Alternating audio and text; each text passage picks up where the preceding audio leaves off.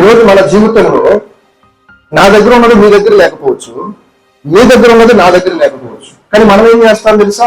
మన దగ్గర ఉన్నది పక్కన పెట్టేసి వాళ్ళ దగ్గర ముందు ప్రభువా నా దగ్గర ఇది లేదు, ఏంటి ప్రభువా నా ఈ జీవితం అంటే ఎప్పుడైనా స్థుతి వస్తుందో చెప్పండి. జీవితంలో స్థుతి రాదు. ఒక ఉదాహరణ చెప్తాను. ఒకరోజు ఒక ధనవంతుడు మందిరంలో ప్రార్థన చేసుకుంటున్నాడు. ఒక పేదవాడిని చూసి, ప్రభువా ఈ పేదవాడిగా లేనందుకు నాకు ధనాన్ని ఇచ్చినందుకు నీకు స్తోత్రాలయ్యా అన్నాడు. ఆ పేదవాడు ఏం ప్రార్థన చేస్తున్నాడు తెలుసా? ప్రభువా ఇదిగో రోడ్డున ఒక పిచ్చివాడు వెళ్తున్నాడు, ప్రభువా ఆ రోడ్డున ఒక పిచ్చివాడు వెళ్తున్నాడే, అలా పిచ్చివాడు కండిషన్ లో లేనందుకు నీకు స్తోత్రాలయ్యా అన్నాడు. ఆ పిచ్చివాడు ఏం ప్రార్థన చేశాడో తెలుసా? ఒక అంబులెన్స్ లో ఒక వ్యక్తిని చావుబోతుల మధ్య తీసుకెళ్తారు హాస్పిటల్కి. ఆ పిచ్చివాడు ఏమంటాడు తెలుసా?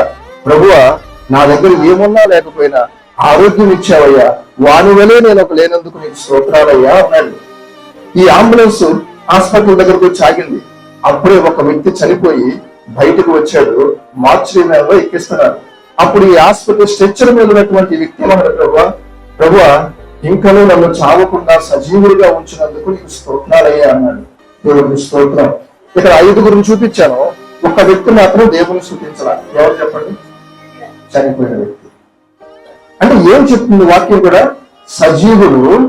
సజీవులే కదయ్యా నిన్ను స్తుతించగలవు. నీకు ఆయుష్ని ఇచ్చాడు దేవుడు, ఇంతకంటే గొప్పదేమీ లేదు నిన్ను దేవుని స్తుతించడానికి.